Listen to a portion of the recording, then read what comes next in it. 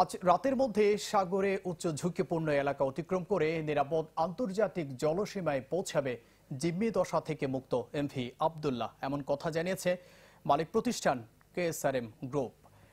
জাহাজের chief engineer SM. Saiduzzaman জানান, মুক্তির পর 14 এপ্রিল রাতে সোমালি উপকূল থেকে রওনা দিয়ে মঙ্গলবার দুপুর পর্যন্ত 386 নটিক্যাল মাইল পাড়ি দেয় আব্দুল্লাহ। তখন পর্যন্ত হাই রিস্ক জোনের বাকি ছিল আরও 121 নটিক্যাল মাইল। ওমান হয়ে আগামী 22 এপ্রিল আরব আমিরাতের হামরিয়া বন্দরে পৌঁছার কথা রয়েছে জাহাজটির।